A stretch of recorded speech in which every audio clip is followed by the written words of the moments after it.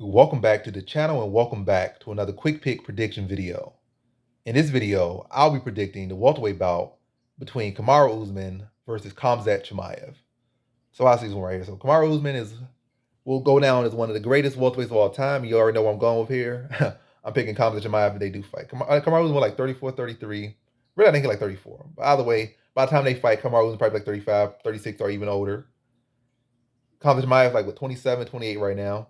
Not in his MMA prime yet, but fully on track to, get there and already at this point look like a big menace for the welterweight division and could potentially be a big menace at middleweight. But at welterweight, he'll be on fast track and, be in that picture pretty quickly. If he wanted to, he probably could get a title shot within this year, 2022, that is. If he does fight him. But if he does fight him later, this video will be for then too, unless I see something different. But yeah, Khamzat Chimaev versus Kamaru Usman, or Kamaru Usman versus Khamzat Chimaev. And also, I feel like Kamaru Usman, it's not the fact that he's declining or anything right now. I just feel like when you're a champion, you're a dominant champion, people looking at you and they're like, oh, this guy pound pound, this guy's this guy's that. They're studying you. They're starting to find weaknesses in you. And then those weaknesses starting to show and show and show more. But it's Kamaru Usman, when he was the boogeyman coming up, those weaknesses aren't there because, yes, people are scared of you, but they're not necessarily worried about you. Because they're like, oh, I can sidestep him here, I can sidestep him here, so I'm not really worried about him. You don't have the belt. When you do have the belt, like with John Jones for all these years, it's not necessarily like John Jones is declining. People are specifically studying for him for years. So even though they might fail against some other people and not look the greatest against them, they'll look good against you because they've been training for you and had a mind focus on you the moment they started fighting. Same way with Khabib. Khabib didn't get to that point because he quit, retired early. But Khabib would have stuck around. No, people had years and years to study him and years and years. You can start seeing Khabib not look that good. Not just because he's getting older, it's because people are studying him, figure him out, coming in prepared, trying to be like him or best him. And then you got people in there that's really prepared to, give you your best shot because now they have been studying you for years and years and years and coming up with game plans for years and years and years. Young, fresh faced guys, not just guys that have been around the division with you, but people that's literally been fans of you and now they study you as a fan and now somebody trying to beat you. But way off top. But Kamaru Usman versus Khamzat Chimaev. I feel like Kamaru was like he's pushing that 35 now. A couple years he's gonna be even older. So all that right there is kind of this momentum kind of leading to the fact Kamaru is gonna be exited beyond his prime and Khamzat Chimaev gonna be right in his prime. He'll be bigger. He already know where Kamaru Usman is weak.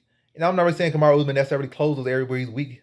And I feel like he has some stuff where it's never really been polished at, like somewhere in the areas in the striking, especially with those hooks. He gets away with these big wide, sloppy hooks at times when he unleashes them.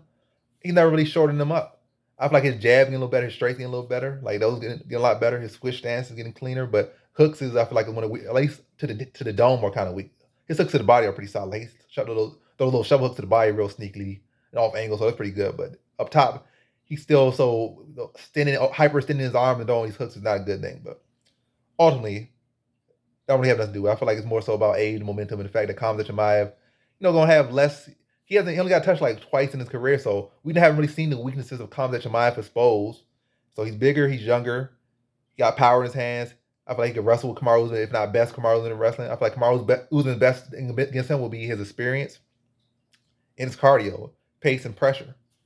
But if Khamzat Chimaev can, make him feel some power, make him feel something or walk him to something, fight completely changes.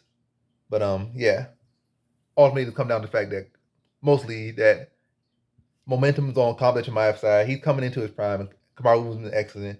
Khamzat Chimaev is bigger. I feel like he can wrestle him, if not out wrestle him. Now I feel like on the feet, overall, I feel like he's technically the more technical striker. Wrestling wise, I feel like he can cancel out a little bit, but ultimately I feel like Khamzat Chimaev's shots will be cleaner, sharper, be able to find the mark more, and I feel like Usman will be able to receive them as well. We see him getting hurt by Kobe Covington. Kobe Covington might be getting more power in his strikes, but ultimately Kobe Covington's not a guy you should be getting hurt by, especially not multiple times. That's not a good look. Getting hurt by Gilbert Burns. I did not really like his performance against Jorge Masvidal out of the fight. Smart way to beat him in the first fight, but was not as dominant as he should have. Should have took him down, controlled him, made it look like easy, maybe stop him first fight. Second fight, he found that perfect shot, but prior to that, wasn't looking all the cleans. I think he gave up the first round to Jorge Masvidal. So he's not necessarily declining, I don't think, but people are figuring out, and then like you're gonna start to find his weaknesses. And I feel like Khamzat Chimaev, by the time he fights him, is gonna pretty much know where he can find him. Uppercut of the middle, Usman ducked his head a lot, so Chimaev was slipping an uppercut. And he does got an uppercut, so that probably will be the finisher shot.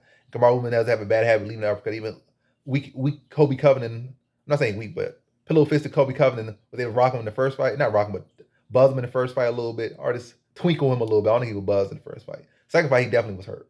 First fight, not really, but a couple times with the uppercuts. And it's just there. I think even Jorge Masvidal was trying to sneak someone. So everyone knows that uppercut's there on Kamaru Usman. Khamzat Chimaev has a good uppercut. Could stuff the takedowns, make him feel something, put him on the back foot. It forced Kamaru Usman to start to shoot or level change or, react to the overhand or right hand. Then he started to dip, find that uppercut up the middle, and put him out. I think he probably puts him out in the third round when they do fight. And I think it will probably be that upper hand. I say upper hand, uppercut. Is he forces a feint out of forces Kamaru Usman to dip, catch him with an uppercut up the middle, then follow up and TKO him in the third round. So in this fight, I got Khamzat Chimaev via third round TKO.